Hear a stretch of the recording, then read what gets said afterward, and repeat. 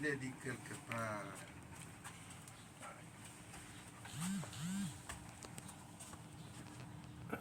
dans les Écritures bibliques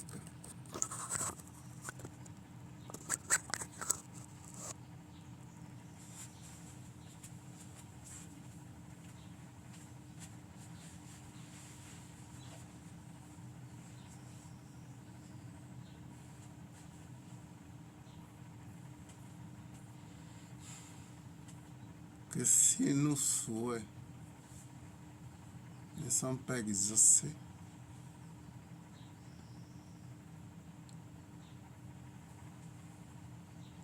ça veut dire tout simplement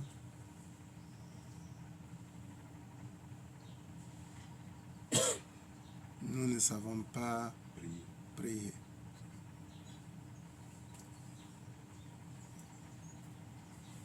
Parce qu'il y a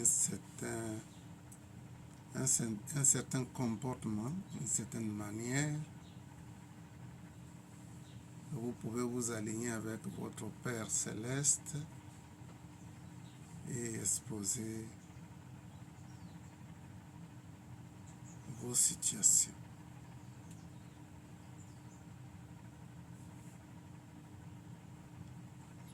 La manière à laquelle nous rentrons en contact avec cet être spirituel,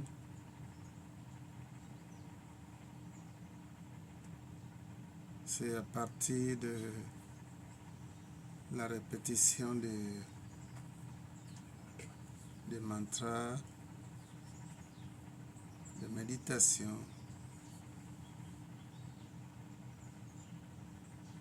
Dieu n'est pas isolé de nous. Nous non plus, on est isolés. Donc, si ceux qui vont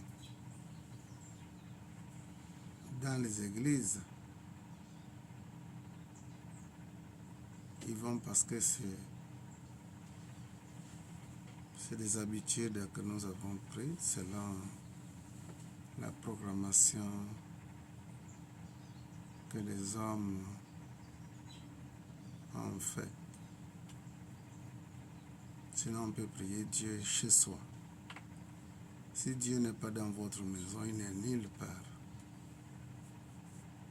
Mais si seulement il est omniprésent, comme nous avons appris, ça veut dire qu'on peut prier Dieu chez soi.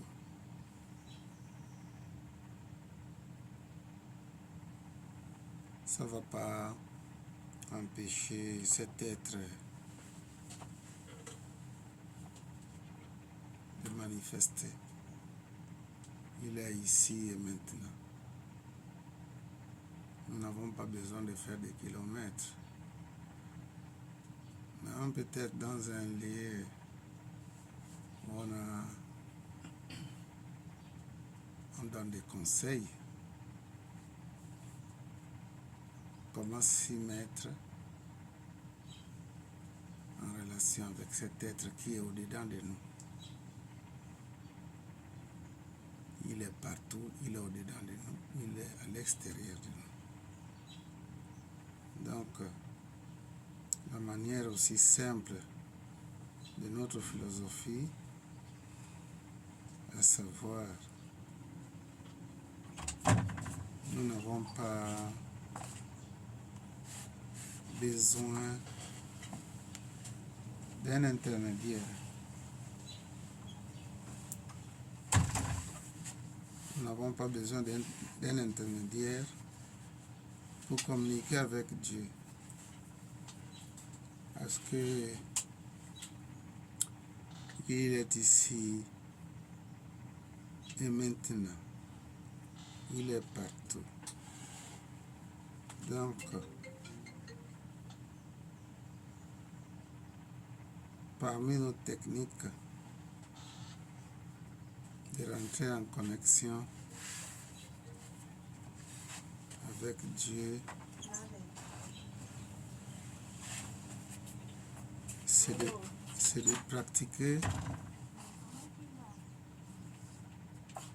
les exercices qu'on on propose ici. Tout simplement. Alors, parmi les supports que nous utilisons pour nous conscientiser, pour rentrer au-dedans de nous,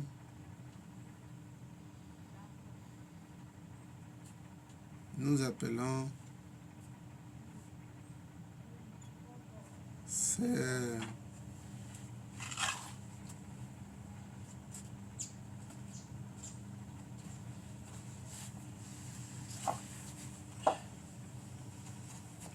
nous utilisons ce terme de débat qui nous permet de s'interroger, se poser des questions, comme des graines, les graines de contemplation. Ces graines nous permettent de rentrer au-dedans de nous, se poser beaucoup de questions et partager ce que nous avons compris sur ces graines-là. C'est à partir de ce partage-là, soit on peut développer ce que nous avons compris, ou soit on peut poser des questions sur les termes ou les graines de contemplation qui sont affichés au tableau. La graine d'aujourd'hui a été faite depuis le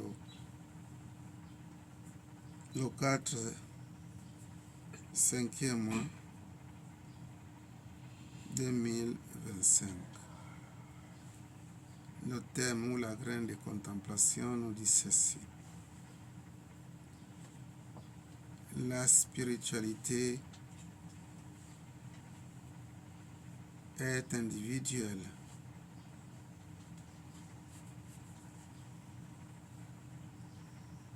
La spiritualité est individuelle. Détachez-vous des milliers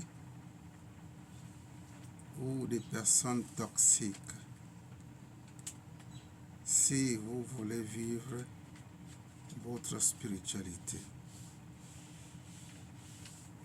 Ça, c'est un thème qui est très, très bien parce que ça nous permettra de comprendre le côté caché de la vie. La spiritualité est individuelle.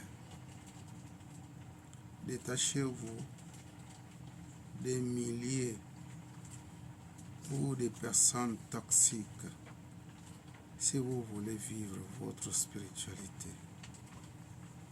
C'est le thème d'aujourd'hui. À chacun de méditer, de réfléchir sur ça et en parler sur notre compréhension de la graine. La spiritualité est individuelle. Détachez-vous des milliers ou des personnes toxiques si vous voulez vivre votre spiritualité. Qu'est-ce que vous en dites par rapport à cette graine? La spiritualité est individuelle. La spiritualité est individuelle. Détachez-vous des milliers ou des personnes toxiques si vous voulez vivre votre spiritualité.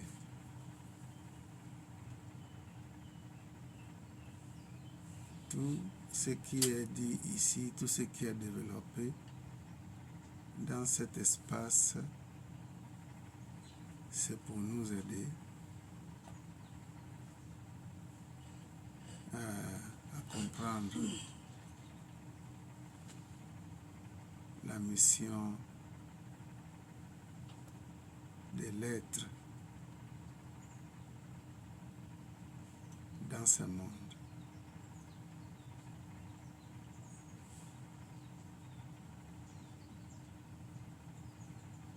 La vie est courte.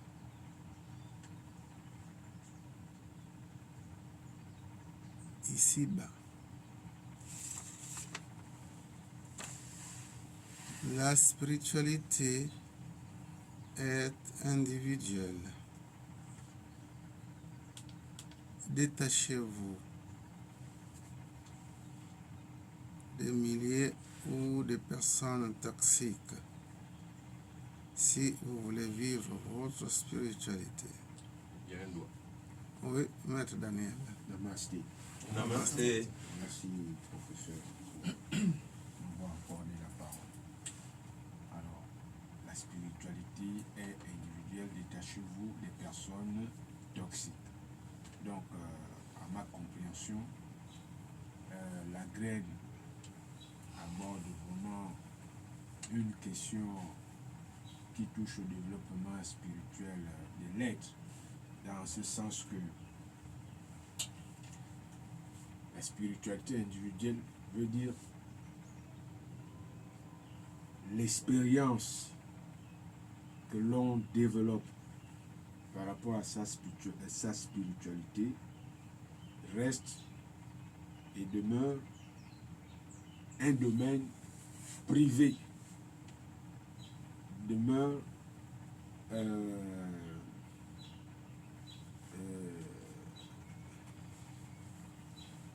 un secret que l'on ne pourra pas traduire ou expliquer facilement à autrui, parce que ça se vit de l'intérieur. Et alors, dans cette condition, nous constatons que notre être intérieur peut être victime de l'influence externe, ou particulièrement les gens autour de nous, l'environnement. Et comme l'indique bien la graine nous parle des personnes, donc nos semblables. Alors, mon expérience spirituelle peut m'amener à un niveau de plénitude. Mais si en face, j'ai quelqu'un qui méprise ou qui n'accorde pas d'importance à ma spiritualité ou qui combat ma philosophie spirituelle, peut m'amener à douter, peut m'amener à changer, à baisser les bras, tout simplement parce que intérieurement j'aurais faibli et puis suivre maintenant le monde extérieur, alors que là n'est pas ma voie. Or, ma voie intérieure reste la voie absolue. Namasté. Namasté. Merci pour la contribution. Nous continuons. La spiritualité est individuelle. Détachez-vous des milliers ou des personnes toxiques si vous voulez vivre votre spiritualité. Oui, mon père. Merci, professeur. Bon, moi, c'est une question que je vais poser. Dans la graine, on a parlé des personnes toxiques.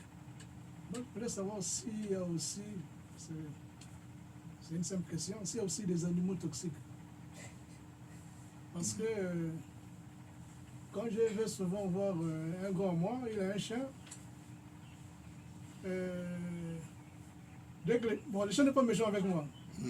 Mais ma présence, dès que le chien me voit, il aboie, donc il se met à aboyer, pas pour m'attaquer, mais c'est comme s'il est embêté. Donc c'est là où je me demande aussi,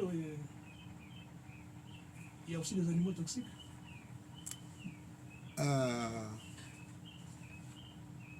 Le chien qui aboie lorsque vous vous présentez,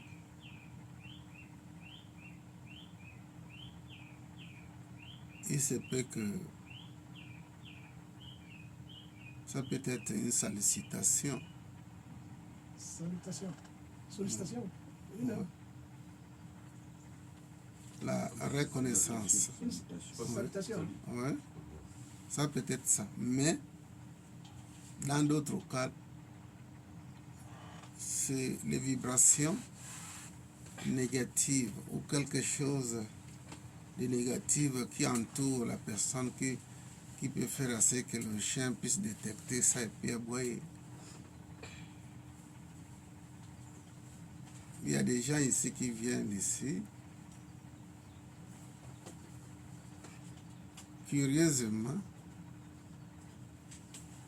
les chiens s'énervent en voyant ces personnes-là rentrer. Les chiens s'énervent. Donc, on peut quitter un milieu pour ici avec une mauvaise présence. Oui.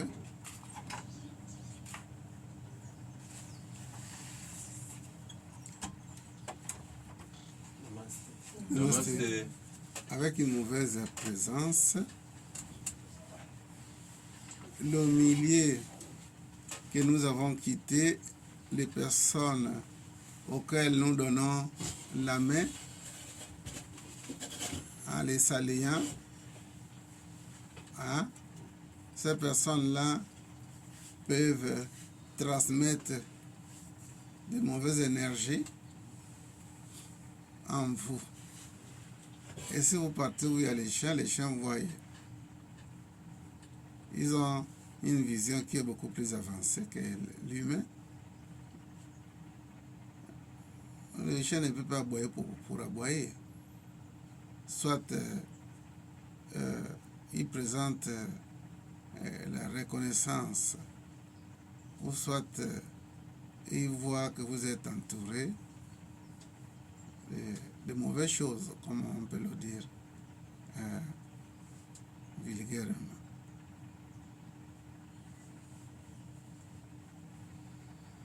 Il y a quelqu'un qui est mort ici, là, un médecin. Nous lui avons amené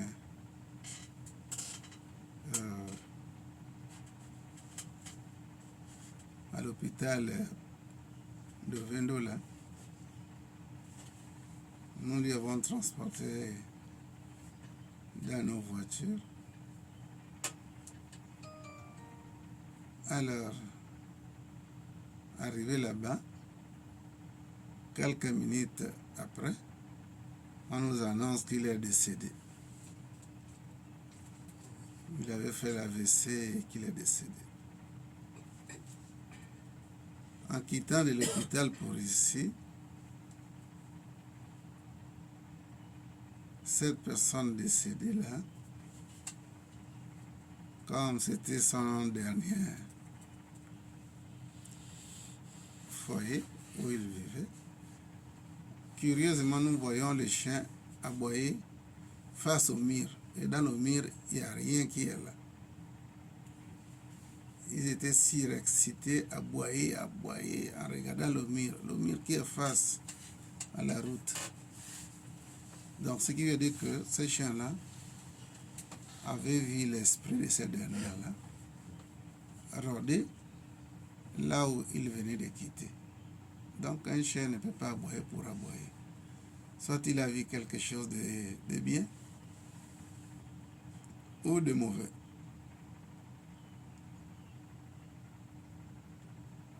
Donc, les chiens, quand ils te voient, ils aboient. Peut-être tu dégages quelque chose de bien, ou bien tu as été touché par de mauvaises personnes et que leur empreinte est restée dans ton corps. Et quand tu te présentes quelque part, les chiens voient la silhouette, l'esprit de ces personnes-là avec qui vous avez pris contact. À vous maintenant de savoir dans quel milieu vous étiez avec qui vous avez pris contact. Voilà un peu la signification. Professeur, excusez-moi, quand le mort rôde comme ça, là, tout ce qu'on dit là, il écoute. Il voit les gens bouger les lèvres, mais il n'écoute plus pas. parce qu'il n'a plus d'organes physiques. Il peut vous voir triste, il peut vous voir pleurer, mais il se pose des questions. Il faut avoir l'organe physique pour entrer en contact avec les gens qui agissent physiquement. Oui. Namaste. Namaste. En fait, moi, j'ai une question. Namaste. Me taraude beaucoup l'esprit, surtout ces derniers temps et tout. Moi, j'aimerais savoir quelque chose là-bas. Bon, je vais prendre l'exemple sur vous. Vous êtes un maître spirituel, vous avez des enfants aussi qui connaissent la spiritualité. Je pars d'un simple fait constat. Moi, j'ai appris avec le maître Moon, qui connaît la spiritualité et qui nous parlait souvent. Mais à l'école, on avait son habitude d'un peu le taquiner avec ça. Il ne se fâchait jamais. Il a toujours été aimable envers nous tous. Tout ça. Et moi, j'ai parlé à des personnes qui sont aussi des maîtres spirituels, mais qui sont très méchants. Par exemple, être je sais pas, des nanans, si je fais ça comme ça. Mais tous leurs enfants, ils gaspillent.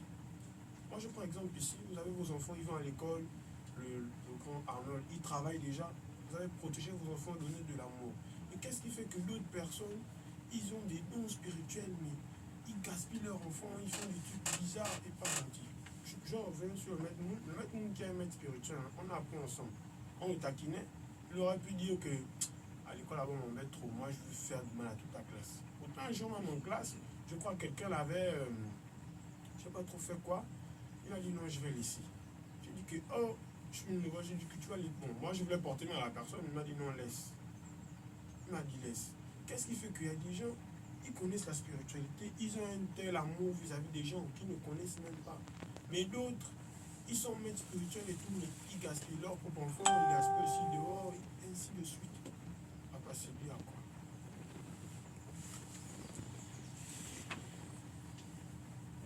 Quelqu'un qui est maître spirituel, c'est quelqu'un qui connaît des lois et des principes de la vie. Il connaît la loi du karma, qui dit que si tu fais le mal, tu récolteras le mal. Il connaît la loi de cause à effet. Donc, ces derniers, ces maîtres, soi-disant, qui arrivent à influencer négativement sur leurs enfants, les bloquer, les faire ceci, ça, c'est pas les maîtres spirituels. C'est des personnes qui ont pris des soutanes, des prêtres, paraître comme prêtres alors que c'est un loup qui est caché là.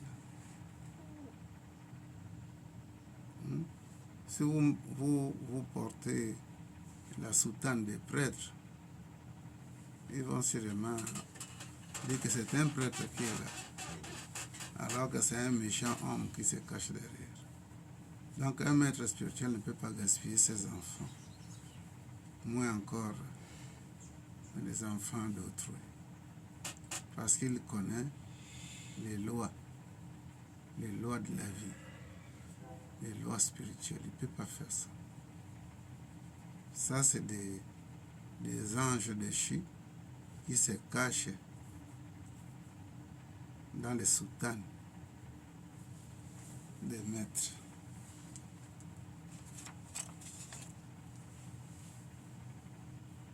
Nous continuons. La spiritualité est individuelle. Détachez-vous des milliers ou des personnes toxiques si vous voulez vivre votre spiritualité. vous savez, oui, Papa Kenenge, vous pouvez développer. Ouais. La spiritualité est individuelle. Détachez-vous des milieux ou des personnes toxiques si vous voulez vivre votre spiritualité. Je n'ai pas été long. J'ai dit la spiritualité, c'est prendre conscience de ce que l'on fait. Ensuite, j'ai dit, le but de la spiritualité, c'est l'éveil de l'âme. Pour éveiller l'âme, il faut maîtriser l'ego, qui est souvent un sabot. La spiritualité éveille la conscience, chasse l'ignorance et l'inconscience. Enfin, la spiritualité nettoie l'âme. Namasté.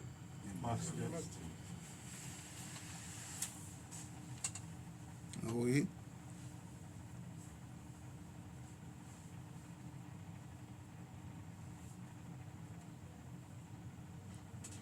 La spiritualité est individuelle. Nous n'avons pas besoin d'être spirituel forcément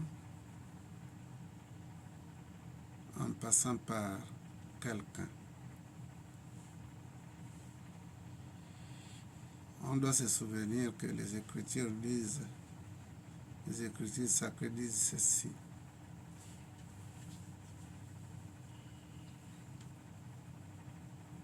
Avant d'être être humain, on fut divin d'abord. On fut divin. On est divin avant d'être l'être humain. Humain, c'est le côté inférieur du divin. Rappelons-nous aussi que la Bible dit ceci, que l'homme est fait à l'image et la ressemblance de Dieu.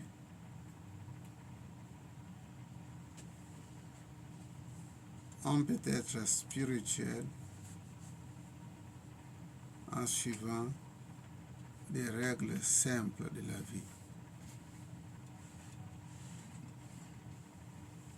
Respecter chaque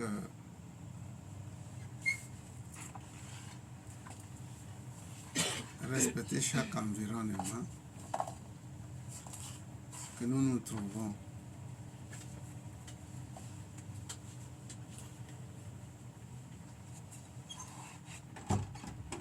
Être spirituel, ça ne demande pas qu'on puisse avoir un visage physiquement influent ou avoir les cornes en nous. Non. La spiritualité est très simple. C'est respecter son environnement, comprendre le langage de Dieu. Donc ça ne demande pas être un super homme. C'est simple. Votre manière de vivre en harmonie avec les autres, ça démontre déjà la manifestation de Dieu en vous, la spiritualité en vous. Quelqu'un qui ne veut pas blesser autrui d'une manière ou d'une autre, qui refuse blesser les êtres, y compris même des êtres inférieurs tels que les animaux, les plantes aussi. Si nous avons la vision de l'être suprême dans tout ce qui existe, de Dieu dans tout ce qui existe, et que nous respectons notre environnement, nous pratiquons déjà la spiritualité. La spiritualité ne veut pas dire avoir un grand chapelet au cou, et prendre la position de prêtre ou de moine pour être spirituel.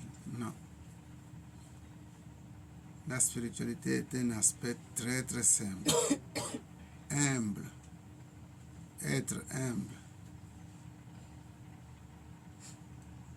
Être non compliqué. C'est le début de la spiritualité. Détachez-vous des milliers ou des personnes toxiques si vous voulez vivre votre spiritualité. Il y a des personnes qui contaminent le mal à autrui.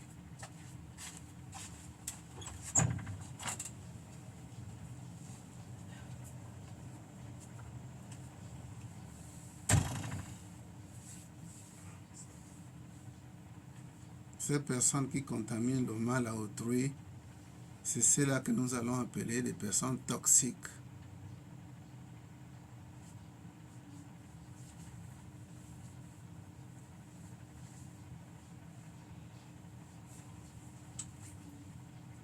Lorsque vous marchez,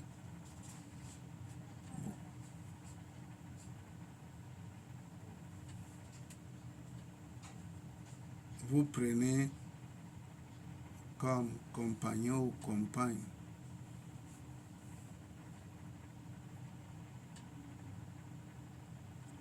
et les personnes toxiques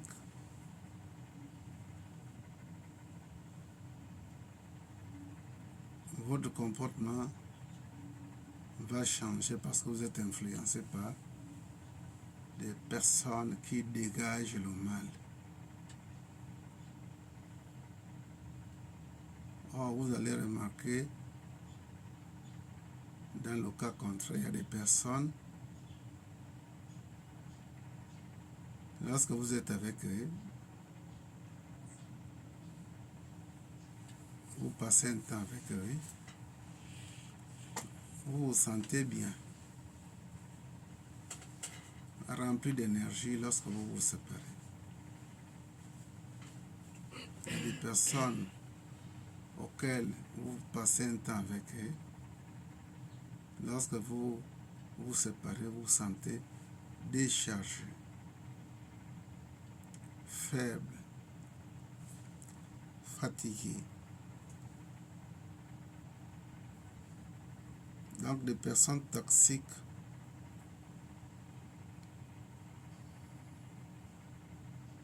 c'est des personnes qui canalisent le mal.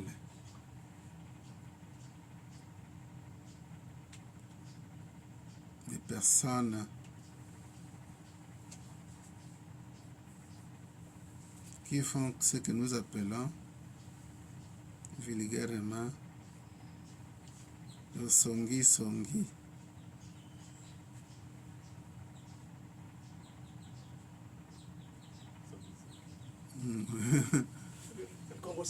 Le Congosa. Le songi-songi, le Congosa, en français, des personnes qui passent le temps à faire le commérage. Et quand vous faites le commérage contre quelqu'un, vous vous faites vider sans le savoir. Vous vous faites vampiriser. Parce que si vous parlez quelqu'un, le mal de quelqu'un, et que vous restez là coincé, rien que sur ça, vous vous videz. Après, vous allez constater que rien ne va. D'où la raison pour laquelle les personnes averties peuvent changer leur mode, peuvent changer leurs conditions de vie en changeant leur mode de pensée. Ce n'est pas Dieu qui donne la malchance. C'est l'homme lui-même. En ce qui concerne des milliers, il y a vraiment des milliers qui sont papiers. Si nous nous demeurons là, avec ce qui se passe, on se fait vider aussi.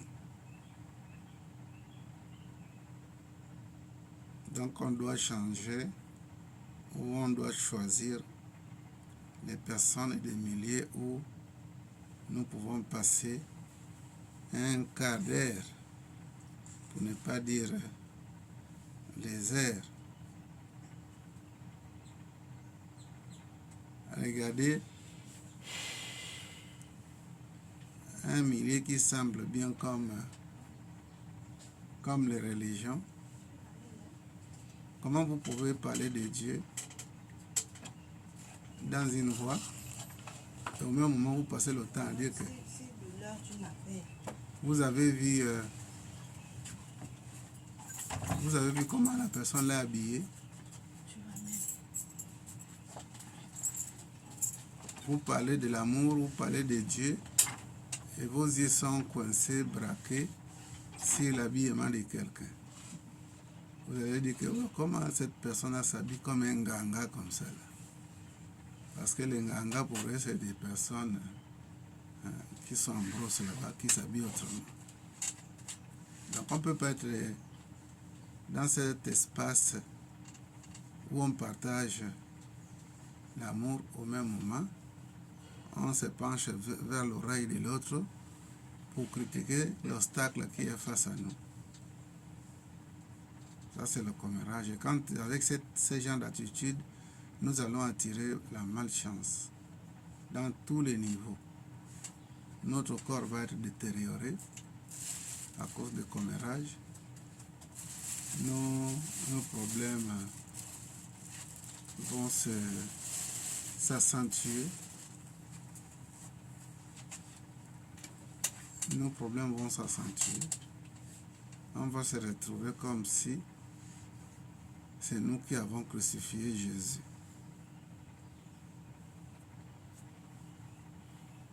Donc des choses comme ça, c'est des choses qui sont très simples mais profondes. C'est des situations très profondes. Donc, on doit choisir des milliers, on doit choisir nos amis, nos compagnons et nos compagnes. Parce qu'une seule personne peut canaliser le Satan, cette énergie que vous appelez Satan. Une seule personne, dans une église ou dans un milieu comme ça, peut canaliser le mal. Là, le mal va manifester. Vous commencez à vivre des situations difficiles, oui. Oui, professeur, il faut choisir le milieu et nos amis. Oui. Bon, moi déjà, tous mes amis sont toxiques, donc c'est mauvais pour moi. Oui, alors, si là où vous êtes, les amis sont toxiques, maintenez le nom divin dans vos lèvres pour ne pas être victime de leur toxicité. Parce que ce n'est pas toi qui peux influencer sur ces personnes et enlever leur caractère. Tu te protèges tout simplement pour que tu ne sois pas victime du mauvais entourage qui est avec toi. Si tu es obligé d'y rester, par exemple toi, musicien, tu es dans un groupe, c'est ton gagne-pain quelque part. Tu ne vas pas quitter le milieu là parce qu'il y a des personnes toxiques. Faites ce que vous avez à faire, protégez-vous tout simplement. Hein? Oui, oui. Ah. Et puis, professeur, plus on est dans la spiritualité, plus on se fait des ennemis. Bien sûr, c'est la même chose. Plus vous montez à un niveau. Sur une colline, vous montez, vous allez découvrir que le vent est là-bas plus important que le vent qui est en bas. En bas, sous la colline, il n'y a pas assez de vent. Mais si vous essayez un peu d'escalader, vous allez découvrir que le vent est très, très fort au sommet de la colline. C'est la même chose pour le milieu et des personnes que nous avons choisies. Si vous restez avec ces personnes-là, les choses vont se multiplier. Vous allez être plus mal à l'aise parce que ces personnes-là sont toxiques. De toutes les façons, l'homme est têtu. L'enseignement, des fois, personne n'accepte ça. Mais c'est les coups que nous recevons de la vie qui peuvent des fois changer nos directions des personnes auxquelles nous nous confions. Merci. Parce que rien qu'avec des conseils, ça peut suffire pour quelqu'un qui a éveillé un tout petit peu. Mais il y a des personnes qui ne sont même pas éveillées un tout petit peu. Ils s'entêtent jusqu'à ce que la mort les surprend. Il y a des gens comme ça, nés dans la société humaine, qui sont comme ça, malgré des conseils. Ah, donc, la mort conseille. Je dis la mort peut conseiller. Le coût de la vie. Hein? Il y a des gens qui sont des personnes tenaces, avec un caractère, quel que soit les conseils qu'elle peut recevoir, elle ne fait rien. Mais la mort vient les surprendre parce que quand on est têtu à la fin, quand on est têtu, on est ouvert à tout le mal, à réfléchir mal contre les gens, à faire du mal aux gens. Mais est-ce que le ciel n'a pas des yeux? Le ciel a des yeux. On reçoit le plus souvent, pas le plus souvent, on reçoit à 100% ce que nous faisons à autrui. Maintenant, quand on ne veut pas comprendre dans cette vie, dans cette incarnation, mais le ciel décide autrement et vous enlevez de la société à laquelle vous êtes emmerdé.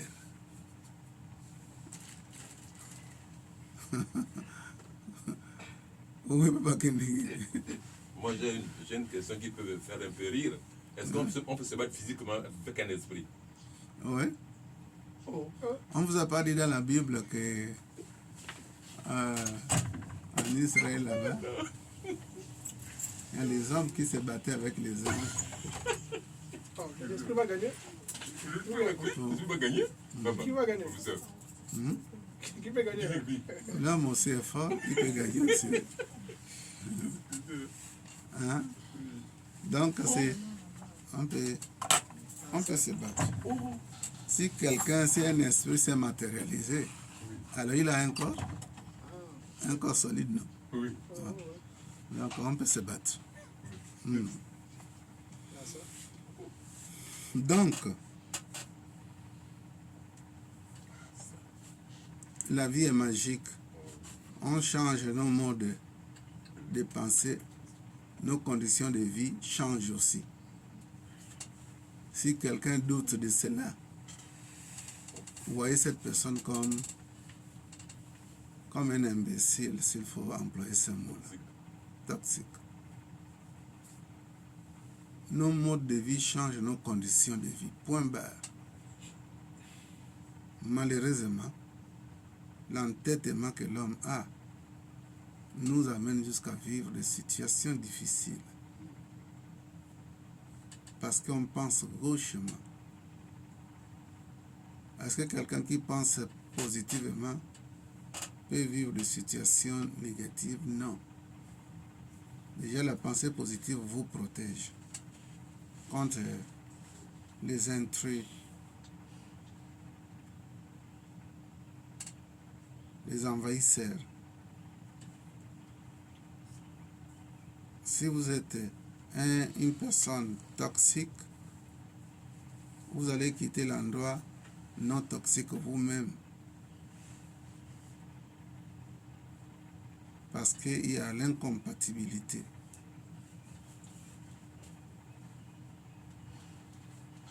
Or, les personnes toxiques peuvent se rassembler parce qu'ils vivent la même nature.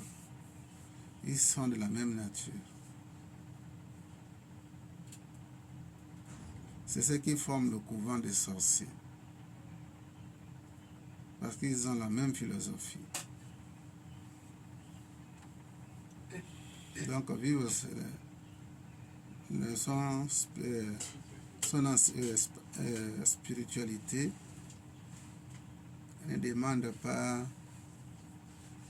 des situations ou bien des caractères extra, mais avec un tout petit peu de portion d'amour, on peut changer en commençant par nous-mêmes et changer son environnement.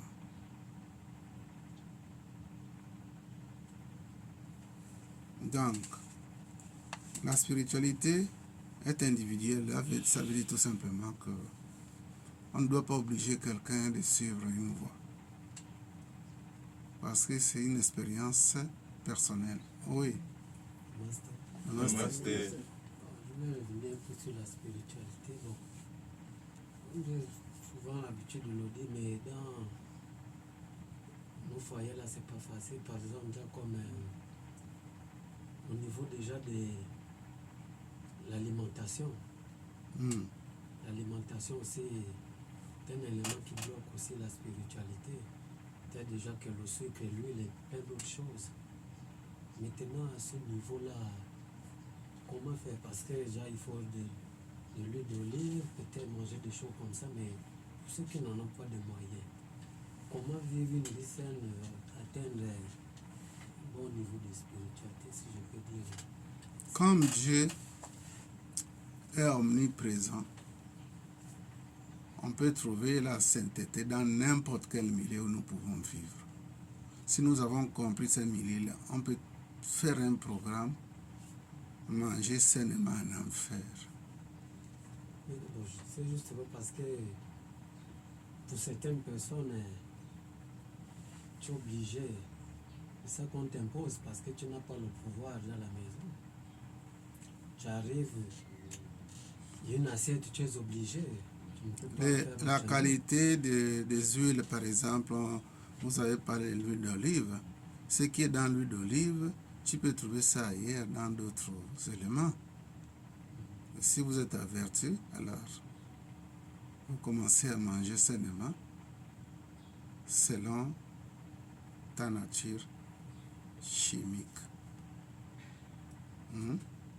Donc, vous ne voyez pas comment les grands types meurent dans le désordre et pourtant ils ont beaucoup d'argent. Ce n'est pas l'argent qui fait la bonne alimentation. Ce n'est pas de l'argent parce que les grands types mangent très mal. Maintenant, si vous vous êtes informé de ce qui va avec votre nature chimique, vous pouvez pour rien manger bien.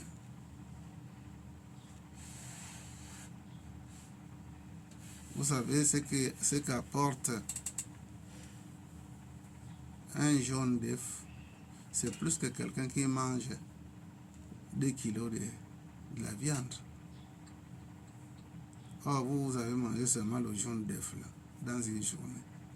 C'est que vous êtes bien nourri par rapport à quelqu'un qui a mangé 2 kilos de viande avec un plat de foufou.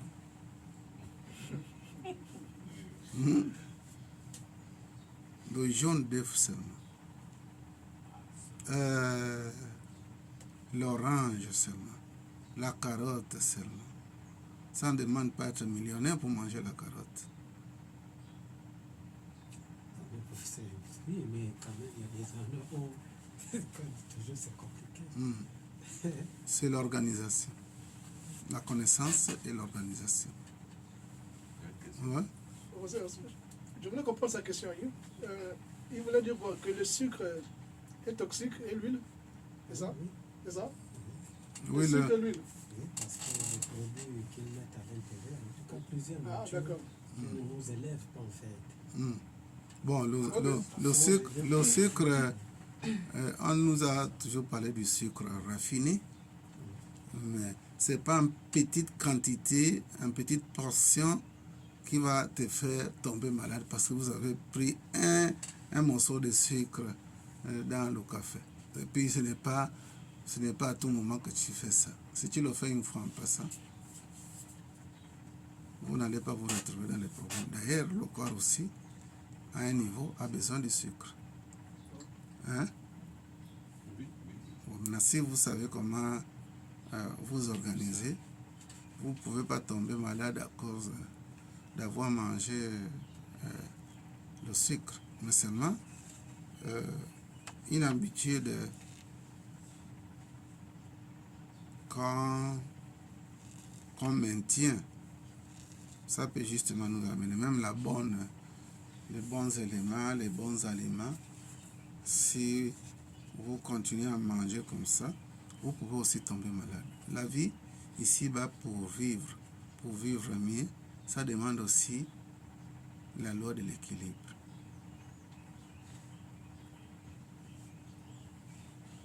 Les végétariens, ils ont des problèmes qu'ils n'arrivent pas eux-mêmes à expliquer. Mais parce qu'ils mangent rien que les végétaux et tout. Ils ne touchent pas ni le poisson ni la viande. Mais ils ont une certaine carence par manque de la connaissance et l'application de la loi de l'équilibre. Dans tout, il faut pratiquer ça. Tout ce qui est bien.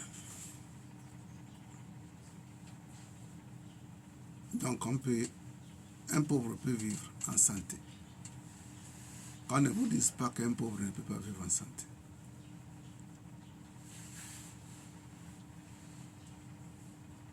Il faut seulement cibler ce qui va avec nous.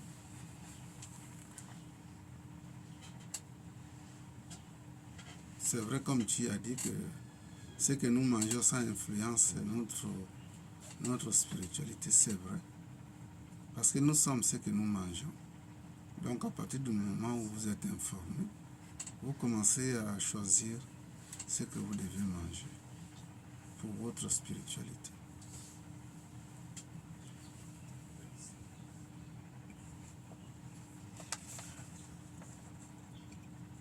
C'est ça.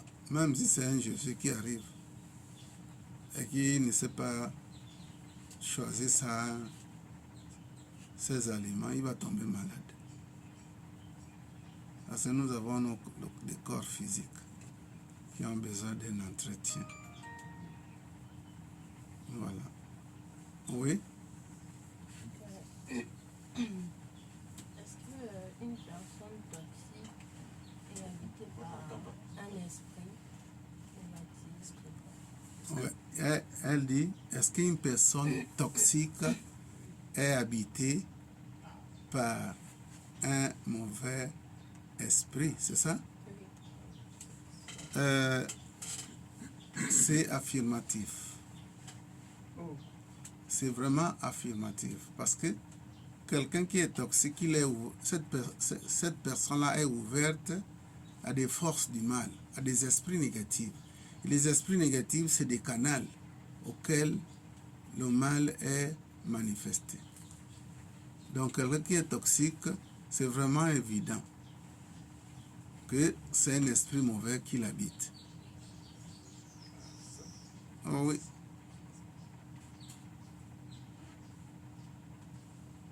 On ne peut pas faire du mal si on n'est pas habité par le mal. Ce n'est pas possible.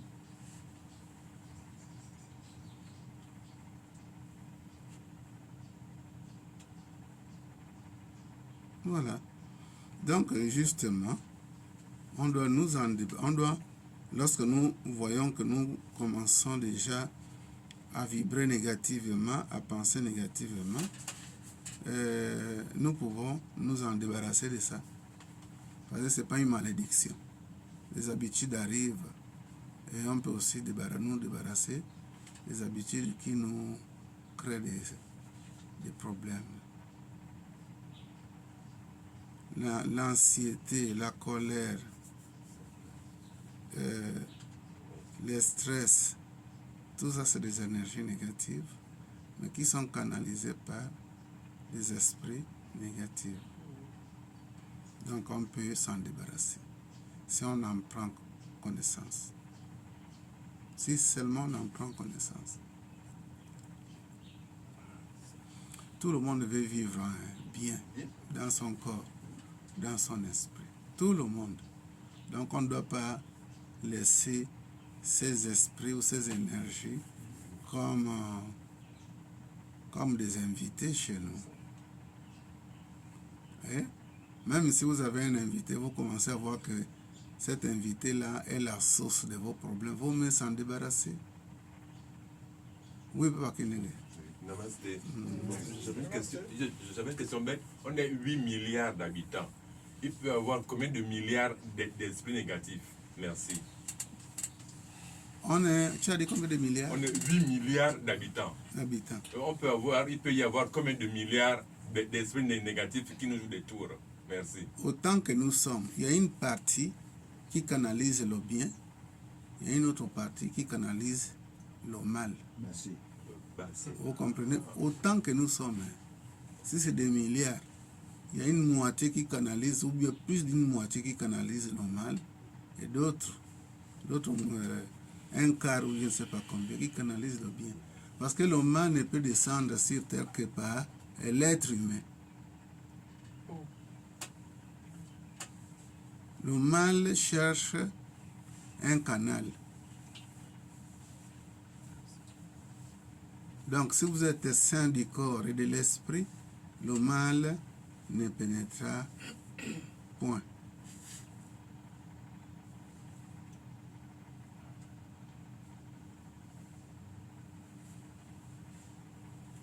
Donc, les mauvais esprits sont moins nombreux que nous, ou plus nombreux, s'il vous plaît. Ça dépend. Il peut être plus nombreux.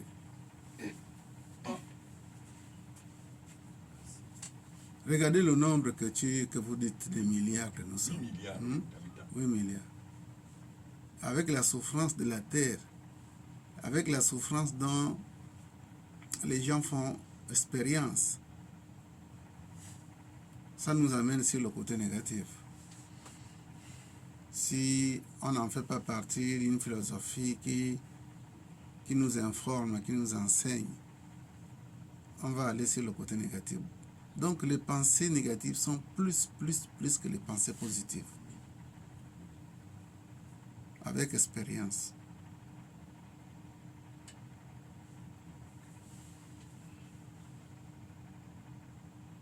Lorsque vous partez en boîte de nuit, allez danser.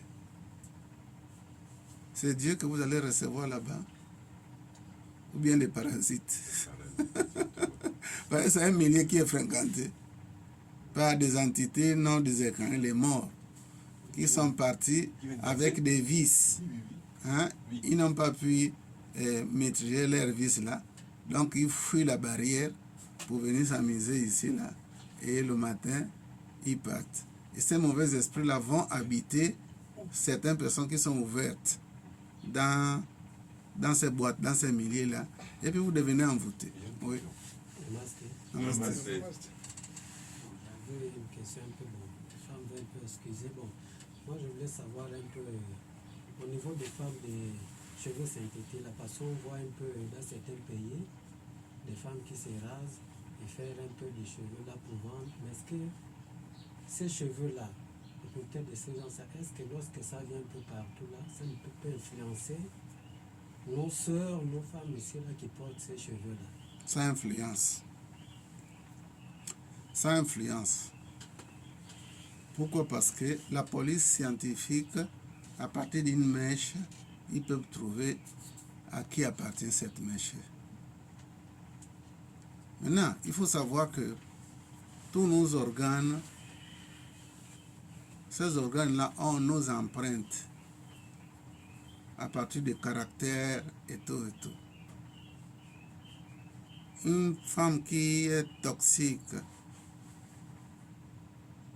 va couper ses cheveux parce qu'ils ont besoin d'argent en Inde ou partout.